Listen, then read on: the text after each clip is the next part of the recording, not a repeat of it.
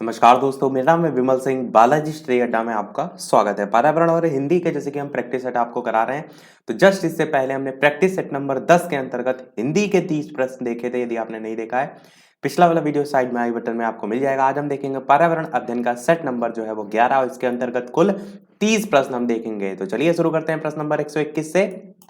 Last में एक प्रश्न हम आपसे भी पूछेंगे। 121 प्रश्न कह रहा है कि पृथ्वी आयोग एवं पृथ्वी विज्ञान मंत्रालय को बनाने की मंजूरी भारत सरकार ने जो है वो किस वर्ष दी?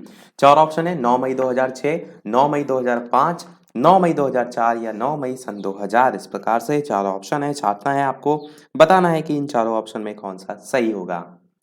तो आंसर की बात करते हैं ऑप्शन 1 2 3 4 में से, तो पहला ही आपका ऑप्शन बिल्कुल सही हो जाएगा, यानी कि 9 मई 2006 को जो है वो मंजूरी प्रदान की गई थी। अगला प्रश्न देखते हैं 122। प्रश्न कह रहा है कि दो कथन दे रखे हैं और लिखा है कि उसके बाद की कौन से विकल्प सही हैं। पहला कथन कह रहा है कि कार्बन जमाव यानी कि कार्बन क्रेडिट्स के बारे में स्वच्छ विकास युक्ति यानी कि सीडीएम क्योटो नवाचार युक्तियों में से एक है। दूसरा कह रहा है कि सीडीएम के अंतर्गत कार्यान्वित होने वाली परियोजनाएं केवल संलग्न देशों से संबंधित हैं। ये दो कथन है। इसके संदर्भ में पूछा गया उपरोक्त कथनों में से कौन सा जो है वो सही है? केवल ए, केवल बी, ए व बी दोनों, या ना तो ए ना तो बी। बताना है आपको ऑप्शन 1 2 3 4 में से कौन सा जो है वो सही होगा। बात कर लेते हैं चलिए आंसर की, तो बिल्कुल आपका ऑप्शन नंबर तीसरा वाला ए और बी दोनों जो है वो बिल्कुल सही हो जाएगा। तो आप क्या कहेंगे, ये कथन यहाँ पे पूछा था ना कौन से सही है, तो दोनों ही आपके बिल्कुल सही है। प्रश्न अगला है 123। हमारा राष्ट्रीय वृक्ष, बहुत ही ज्यादा साधारण और सिंपल प्रश्न पूछा गया है। पीपल है, बरगद है, आम है या पाकड़ है? तो चार ऑप्शन में बताना है आपको कौन सा जो है वो सही होगा। तो बात कर लेते हैं आंसर की ऑप्शन 1 2 3 4 में से। तो आप सभी जानते हैं हमारा राष्ट्रीय वृक्ष जो है वो बरगद है। देखिए कई बार क्या होता है, सरल चीजें होती हैं और गलत हो जाती हैं, तो ऐसे में बहुत दुख होता है। तो ये जितने नॉर्मल नॉर्मल प्रश्न होते हैं, जैसे कि राष्ट्रीय पक्षी आप जानते हैं मोर है, और राष्ट्रीय पक्षी कब घोषित किया गया? तो 1963 को किया गया था। राष्ट्रीय पशु आप जानते हैं बाघ है। राष्ट्रीय गान आप जानते हैं रविन्द्रनाथ टैगोर द्वारा मूलतः बंगाली में रचाया गया गीत है, उसका या आप कह सकते हैं उसका हिंदी संस्करण है। भारत में या जो हिंदू वर्ग है उसके द्वारा वंदे मातरम का विरोध किया गया था, उसके बाद जनगण मन को भारत का राष्ट्रीय गान बनाया गया था। और राष्ट्रीय फूल जैसे हो गया आपका तो कमल है। राष्ट्रीय फल अगर पूछा जाए तो आप कहेंगे आम है। राष्ट्रीय गीत यदि पूछा जाए तो वंदे मातरम, जो कि मैंने ऊपर बताया कि पहले वो राष्ट्रीय गान था। भारत का राष्ट्रीय ध्वज आप सभी जानते हैं उसमें क्या क्या रेशियो होता है, वो सारी मतलब बेसिक चीजें जितनी हैं वो सब आपको पता होना चाहिए। 124 प्रश्न देखते हैं। कौन सा हानिकारक पदार्थ जो है वो नाभिकीय विस्फोट के बाद लंबे समय तक सक्रिय रहता है?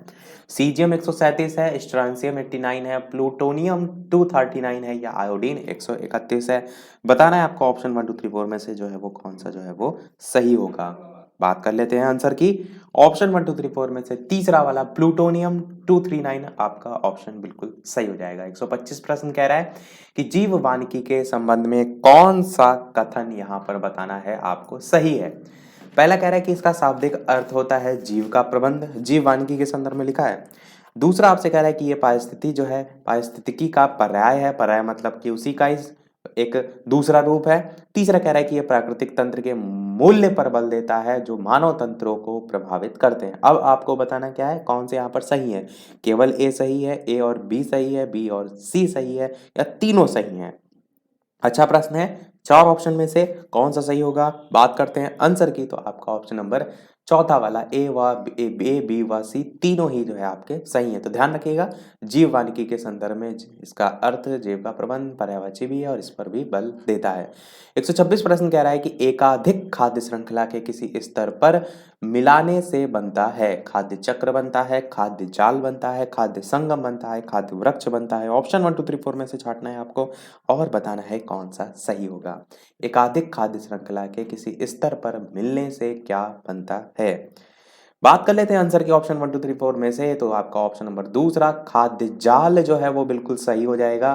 खाद्य जाल की इससे पहले भी तो मैंने आपको डेफिनेशन बताई है, या ये भी आप कह सकते हैं कि खाद्य श्रृंखला जब सीधी ना होकर जटिल हो जाती है तब एक प्रकार के जीव कई प्रकार का भोजन या एक प्रकार के जीव कई प्रकार के जीवों द्वारा खाया जाता है, तो एक जाल बन जाता है। इसी को हम खाद्य जाल के नाम से जो है वो जानते हैं। खाद्य श्रृंखला, खाद्य जाल, सारी चीजें मैंने डीएलएड के लेवल पर आपको बताई थी। 127 प्रश्न कह रहा है कि धरातल का कितना प्रतिशत भाग अवसादी चट्टानों से ढका हुआ है। आच्छादित मतलब होता है ढका हुआ है। 1/3, आधा, 2/3 या 3/4। बताना है आपको ऑप्शन 1 2 3 4 में से कौन सा सही होगा। धरातल का कितना प्रतिशत भाग अवसादी चट्टानों से आच्छादित है। बात करते हैं आंसर की ऑप्शन 1 2 3 4 में। तो चौथा वाला आपका ऑप्शन 3/4 बिल्कुल जो है वो सही हो जाएगा। अच्छा, एक चीज और ध्यान दीजिएगा, क्या 3/4 ना दे करके यही मान प्रतिशत में भी दे रखा होता है तो 75% होगा आपका। इस चीज का भी ध्यान रखिएगा। टोटल जो आपका धरातल है उसमें आप कह सकते हैं वह भूतल कह सकते हैं, उसके 75% भाग पर अवसादी या परतदार चट्टान भी इन्हीं को कहते हैं। अवसादी चट्टानों को अवसादी या परतदार चट्टानों का विस्तार है। और बाकी बचा जो 25% है इस भाग में आग्नेय और कायांतरित, जिसको हम रूपांतरित चट्टानों के नाम से भी जानते हैं, वो फैले हुए हैं। तो परसेंटेज भी ध्यान रखिए, हिस्सा भी दें। इसको रटने की कोई आवश्यकता नहीं। 3/4 अपने आप में 75% होता है, आप जानते हैं। 128 प्रश्न कह रहा है कि भारत में सबसे बड़ा टाइगर रिजर्व कौन सा है। कार्बेट है, सुंदरवन है, नंदनकानन है, नागार्जुन है। बताना है आपको ऑप्शन 1 2 3 4 में से कौन सा जो है वो सही होगा। बात कर लेते हैं आंसर की। तो बिल्कुल बिल्कुल आपका ऑप्शन नंबर चौथा जो है वो बिल्कुल सही हो जाएगा। नागार्जुन, पूरा नाम आपको पता होना चाहिए, नागार्जुन श्रीशैलम अभयारण्य। फिर से मैं रिपीट करता हूं, नागार्जुन श्रीशैलम अभयारण्य भारत का सबसे बड़ा टाइगर रिजर्व जो है वो है। अच्छा प्रश्न है, अच्छा नहीं बहुत अच्छा प्रश्न है। इंपॉर्टेंट भी मैं यहाँ पर लिख देता हूँ क्योंकि इस टाइप के प्रश्न आपसे पूछे जाते हैं। अब ये स्थित कहाँ है, ये आपका आंध्र प्रदेश में जो है वो स्थित है। आंध्र प्रदेश में स्थित है। और 5 जिलों, एक नालगोंडा, एक महबूबनगर, एक कुर्नूल, एक प्रकाशम और एक गुंटूर, इनके जिलों में फैला हुआ है। देखिए, बहुत ज्यादा जब डिटेल में प्रश्न पूछा जाता है तो ऐसे पूछा जाता है कि टाइगर रिजर्व जो सबसे बड़ा है भारत का, वो इनमें से किस जिले में नहीं फैला हुआ है। तब वहां पर 4, जो मैंने 5 जिले बताए उनमें से एक एक्स्ट्रा आपको दिया होगा, वो छांटना होगा। पर उतना डिटेल लेवल पर नहीं पूछा जाएगा। पूछा जाएगा तो इसी प्रकार पूछा जाएगा जैसे यहाँ पर पूछा गया है। 129 प्रश्न देखते हैं। वीडियो पसंद आ रहा हो तो सभी लोग वीडियो को लाइक भी अवश्य कर दीजिएगा, ताकि इसी प्रकार बेहतरीन से बेहतरीन प्रश्न हम आगे भी आपको प्रैक्टिस कराते रहें। तो बताना है आपको, भारत का सुंदरवन उदाहरण है, शीतोष्ण वन का है, सदाबहारी वन का है, ज्वारीय वन का है, रूम सागरी वन का है। और छांटना है आपको कौन सा जो है वो सही होगा। ऑप्शन 1 2 3 4 में से बात कर लेते हैं आंसर की। आपका ऑप्शन 1 2 3 4 में से तीसरा वाला आपका ऑप्शन ज्वारीय वन जो है वो बिल्कुल सही हो जाएगा। तो भारत का सुंदरवन किसका उदाहरण है, ज्वारीय वन का उदाहरण है। 130 प्रश्न कह रहा है कि जननिक परिवर्तित सुनहरा चावल मानव की पोषण आवश्यकताओं की पूर्ति के लिए इंजीनियरित किए गए हैं। निम्नलिखित में से कौन सा एक कथन सुनहरे चावल की विशेषता को सबसे अच्छी तरीके से वर्णित करता है। पहला कह रहा है कि उसके दानों का ऐसे जीनों से प्रबलीकरण किया गया है जिससे कि वह दूसरों से उच्च हो। दूसरा कह रहा है कि उसके दानों में प्रो विटामिन ए पाया जाता है जिसका अंतर ग्रहण करने पर यह मानव शरीर में विटामिन ए में परिवर्तित हो जाता है। तीसरा कह रहा है कि उसके परिवर्तित जीन सभी 9 आवश्यक अमीनो अम्ल के संश्लेषण के कारण है। और चौथा कह रहा है उसके परिवर्तित जीन दानों में विटामिन डी प्रबलीकरण के कारक हैं। तो छांटना है आपको कौन सा सही होगा। आंसर की बात करते हैं। प्रश्न एक बार मैं दिखा देता हूं। ये प्रश्न आपका था सुनहरा चावल के संदर्भ में। तो दूसरा वाला आपका ऑप्शन सही हो जाएगा कि उसके दानों में प्रो विटामिन जो है वो ए पाया जाता है जिसका अंतर ग्रहण करने पर यह मानव शरीर में विटामिन ए में परिवर्तित हो जाता है। अगला प्रश्न देखते हैं आपका 131 की भूमंडलीय उष्णता के परिणाम स्वरूप बताना है आपको, सार्वभौमिक संपर्क बेहतर हो गए हैं, हिम नदी द्रवीभूत होने लगी है, समय से पहले आम में बौरे आने लगी हैं, या स्वास्थ्य पर कुप्रभाव पड़ा है। तो भूमंडलीय उष्णता के परिणाम स्वरूप क्या हुआ है, इन चारों ऑप्शन में नीचे ऑप्शन दे रखे हैं, छांटना है आपको और बताना है कि कौन कौन से ऑप्शन यहाँ पर जो है वो सही हैं। बात कर लेते हैं आंसर की ऑप्शन 1 2 3 4 में से। तो बिल्कुल आपका ऑप्शन नंबर यहाँ पर तीसरा वाला बी सी और डी, ये तीनों सही हैं। सार्वभौमिक संपर्क बेहतर हो गए हैं, ये वाला गलत ऑप्शन है। बाकी हिम नदी द्रवीभूत होने लगी है और समय से पहले आम में बौरे आने और स्वास्थ्य पर कुप्रभाव वाला भी बिल्कुल सही है। और स्वास्थ्य पर कुप्रभाव तो पड़ा ही है। 132 प्रश्न कह रहा है कि पारिस्थितिक तंत्र जो है उसकी उत्पादकता को प्रभावित तथा नियंत्रित करने वाले कारकों में सर्वाधिक आपको बताना है महत्वपूर्ण क्या है। ज्वार है, जलीय प्रवाह है, जीवाश्म ईंधन है या सौइक विकिरण है।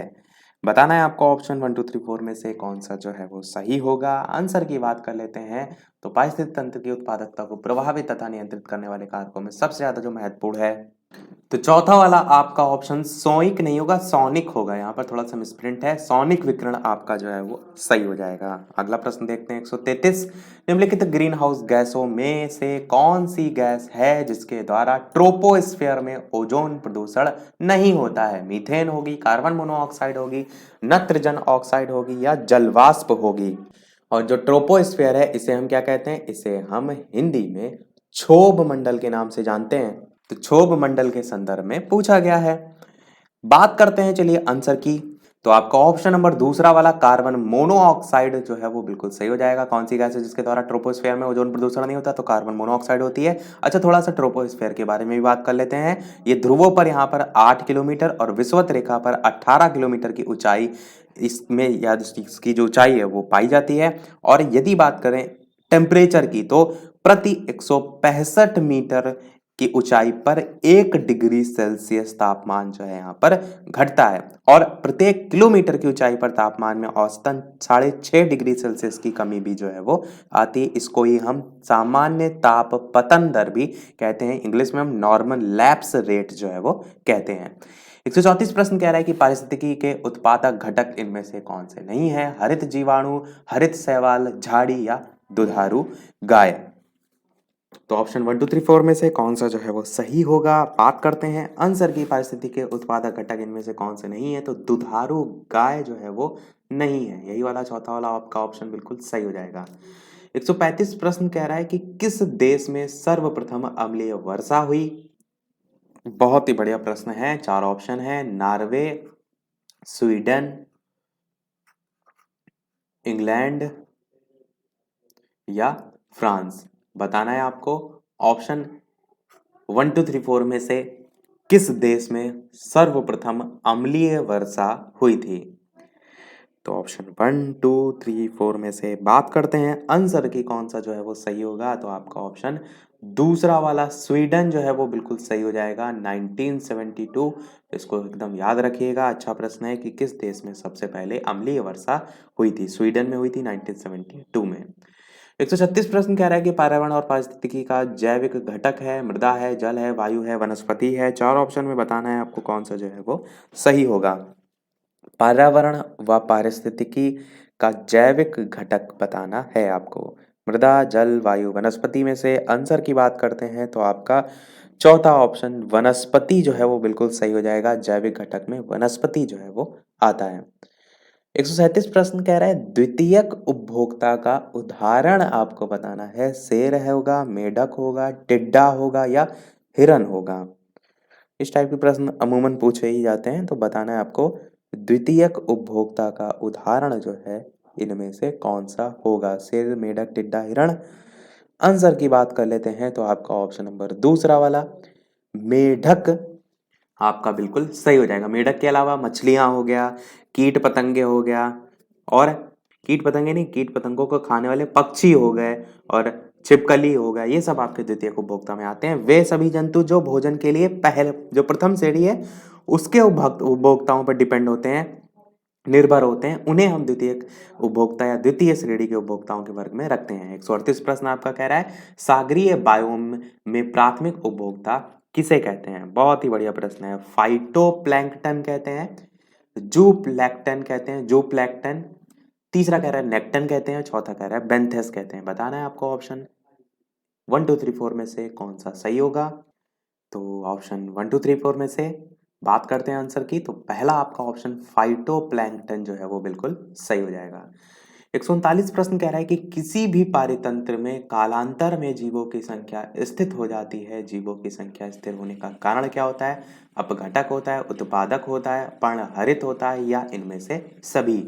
तो ऑप्शन 1 2 3 4 में से आंसर की बात करते हैं तो आपका ऑप्शन नंबर यहाँ पर चौथा वाला है। इनमें से सभी आपके रीजन में आते हैं, यानी कि अपघटक भी, उत्पादक भी और पर्णहरित भी।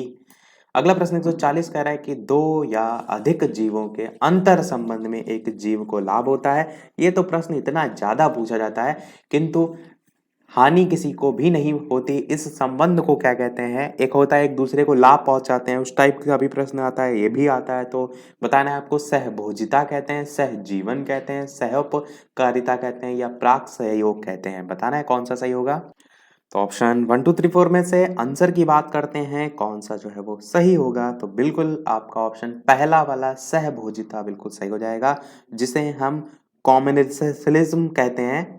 अलग अलग पढ़े तो कॉमन सेलिज्म कह सकते हैं, COMMEN, और सेलिज्म SALISM, सहभोजिता कहते हैं। होता क्या है सहभोजिता में? तो जीव विज्ञान में सहभोजिता अलग अलग जाति के दो जीवों में ऐसा आपसी सहजीवन होता है जिसमें एक जाति को दूसरी जाति से लाभ हो, लेकिन जो दूसरी जाति उसको पहले से कोई लाभ ना हो और ना ही कोई हानि हो, तो वो आपका सहभोजिता कहलाता है। 141 प्रश्न कह रहा है कि बैक्टीरिया किस श्रेणी में सम्मिलित हैं? उत्पादक, अपघटक, द्वितीयक उपभोक्ता या तृतीयक उपभोक्ता। बताना है आपको ऑप्शन 1 2 3 4 में कौन सा सही होगा। बैक्टीरिया किस श्रेणी में आते हैं? आंसर की बात कर लेते हैं, तो बिल्कुल आपका ऑप्शन नंबर दूसरा वाला अपघटक जो है वो बिल्कुल सही हो जाएगा। बैक्टीरिया जो है वो अपघटक में जो है वो आते हैं।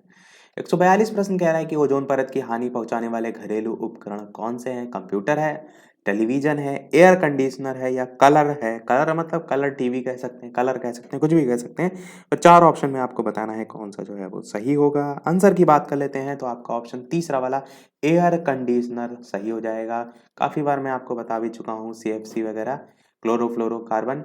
143 प्रश्न कह रहा है कि पगमार्क तकनीक का प्रयोग जो है वो किया जाता है वनों में पक्षी का अवलोकन करने में, दुर्लभ वन्य जंतु के बद्ध स्थल में प्रजनन के लिए, विभिन्न वन्य जंतुओं की जनसंख्या के आकलन के लिए, या वन्य जंतुओं में गुदना गोदने के लिए, ताकि एक स्पीसीज का दूसरे से भेद किया जा सके। तो बताना है आपको ऑप्शन 1 2 3 4 में से कौन सा जो है वो सही होगा। आंसर की बात करें तो पगमार्क तकनीक का यूज किया जाता है वनों में पक्षी का अवलोकन करने में।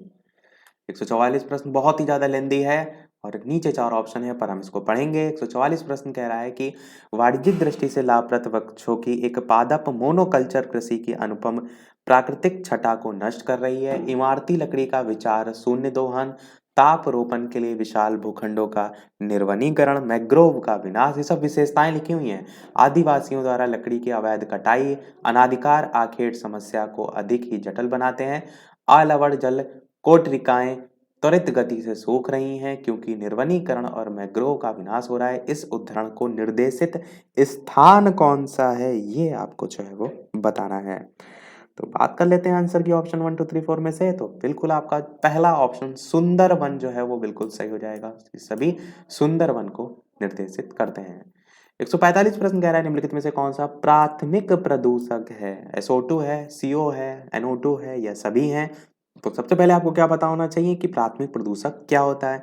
प्राथमिक प्रदूषक वे तत्व होते हैं जो कि सीधे एक प्रक्रिया से उत्सर्जित हुए हैं, जैसे कि ज्वालामुखी जो विस्फोट होता है उससे राख हो गया, मोटर गाड़ी से कार्बन मोनोऑक्साइड गैस हो गई, कारखानों से निकलने वाली सल्फर डाइऑक्साइड गैस हो गई। तो ये सभी जो है आते हैं। अब देखिए तीनों ही यहाँ पर नाम लिखे हुए हैं, तो आप क्या कहेंगे ऑप्शन 1 2 3 4 में से ये सभी जो है आपका बिल्कुल सही हो जाएगा। अगला प्रश्न 146 कह रहा है निम्नलिखित पर विचार कीजिए। धान धान के खेत होगा, कोयले का खनन है, पालतू पशु है, आर्द्र भूमि है। आपको बताना है कि उपरोक्त में से कौन सा प्रमुख ग्रीन हाउस गैस मीथेन के स्रोत हैं। ये बहुत पूछा जाता है मीथेन के स्रोत के संदर्भ में। तो अच्छा प्रश्न है, बहुत ही अच्छा प्रश्न है। आज के प्रश्न लगभग लगभग अच्छे अच्छे हैं। बताना है आपको कि 1 और 4 मीथेन के स्रोत हैं, 2 और 3 हैं, 1 2 और 3 है, या चारों हैं। तो बताइए, छाटिए ऑप्शन 1 2 3 4 में से कौन सा सही होगा। आंसर की बात करते हैं तो धान के खेत भी है, कोयले का खनन भी है, पालतू पशु भी, आर्द्र भूमि है। तो चारों ऑप्शन आपके 1 2 3 4 जो है वो बिल्कुल सही हो जाएंगे। ऑप्शन में कई बार क्या होता है, कंफ्यूजन होती है। देखिए पालतू पशु जो होते हैं इनके जुगाली करने से मीथेन गैस उत्सर्जित होती है, धान के खेत में होता ही है। कोयले का खनन आपको लग सकता है कि पता नहीं होता है कि नहीं, पर आर्द्र भूमि से होता है। जब तीन ऑप्शन सही हैं तो ऐसा कोई है ही नहीं तीन ऑप्शन वाला। 1 3 और 4 वाला नहीं, 1, 2 और 3 वाला है, तो आपका चौथा भी ऑप्शन यानी दूसरा वाला भी ऑप्शन सही होगा। तो 1, 2, 3, 4 चारों ही आपके बिल्कुल जो है वो सही हैं। अगला प्रश्न देखते हैं 147। पर्यावरण एवं पारिस्थितिकी का मूल संकल्पना में सम्मिलित नहीं है। अनुकूलन, परिवर्तनशीलता, जनसंख्या वृद्धि, पार्थिव एकता। बताना है आपको ऑप्शन 1, 2, 3, 4 में से कौन सा जो है वो सही होगा। आंसर की बात करते हैं तो आपका ऑप्शन तीसरा वाला जनसंख्या वृद्धि जो है आपका बिल्कुल सही हो जाएगा। पर्यावरण और पारिस्थितिकी की मूल संकल्पना में सम्मिलित कौन नहीं है, तो जनसंख्या वृद्धि जो है वो सम्मिलित नहीं है। 148 प्रश्न हम आपसे पूछेंगे लास्ट में। 149 प्रश्न है आपका, वर्तमान समय में वन्य क्षेत्र उसे कहा जा सकता है जहां प्रकृति में मानव क्रियाओं द्वारा परिवर्तन हुआ। 50% जो है, 50% से अधिक, 75% से कम या 25% से कम, इस प्रकार 4 ऑप्शन बताना है आपको कौन सा जो है वो सही होगा। आंसर की बात करते हैं आपका कौन सा सही होगा, तो पहला ही आपका ऑप्शन 50% से कम जो है वो बिल्कुल सही हो जाएगा। वर्तमान समय में वन्य क्षेत्र उसे कहा जा सकता है जहां प्रकृति में मानव क्रियाओं द्वारा परिवर्तन हुआ हो 50% से कम। अगला और इस वीडियो का लास्ट प्रश्न आप देखते हैं, और वीडियो अभी तक आपने लाइक ना किया, इतने अच्छे अच्छे प्रश्न हमने आपको प्रैक्टिस कराए, तो एक लाइक तो आपका वीडियो पर बनता ही है। चैनल पर नए हो तो सब्सक्राइब करके भी अवश्य जुड़ जाइएगा ताकि आगे आने वाला कोई वीडियो आपसे मिस ना हो। टेलीग्राम चैनल से नहीं जुड़े हैं तो वीडियो के डिस्क्रिप्शन में आपको लिंक मिल जाएगी, सर्च करके भी आप बालाजी स्टडी अड्डा टेलीग्राम चैनल से जुड़ सकते हैं। प्रश्न आपका है 150। घास स्थलीय वन पारितंत्र में जीव भार का पिरामिड होता है। सदैव उल्टा, सदैव सीधा, कभी उल्टा कभी सीधा, या सभी प्रकार का। तो आंसर की बात करते हैं ऑप्शन 1, 2, 3, 4 में से। काफी बार ये प्रश्न मैं आपको करा चुका हूं, तो आपका सदैव सीधा जो है वो बिल्कुल सही हो जाएगा। अब देखते हैं वो प्रश्न, जैसे कि सभी वीडियो में हम आपसे एक ना एक प्रश्न पूछते हैं, तो 148 वाला प्रश्न हम आपसे पूछ रहे हैं कि भारत के एनिमल वेलफेयर बोर्ड का मुख्यालय कहाँ स्थित है। ऑप्शन 1 है अहमदाबाद, ऑप्शन 2 है चेन्नई, ऑप्शन 3 है हैदराबाद, और ऑप्शन 4 है कोलकाता। ऑप्शन 1, 2, 3, 4 में से कौन सा जो है वो सही होगा, अपना आंसर वीडियो के मेन कमेंट में टाइप करके अवश्य जो है वो बताइएगा। और जितने लोग भी देखा करिए वीडियो, सभी लोग आंसर बताइए गलत सही, जिससे क्या होता है आपको जानकारी होती है कि आप कहाँ पर गलत हैं। तो इसी के साथ हमारे आज के सभी प्रश्न जो है वो समाप्त होते हैं। आज के वीडियो में इतना ही। वीडियो पसंद आया हो तो लाइक अवश्य कीजिएगा, चैनल पर नए हो तो सब्सक्राइब जरूर कीजिएगा। मिलते हैं फिर अगले वीडियो में नए टॉपिक के साथ। तब तक के लिए नमस्कार। Thank you for watching.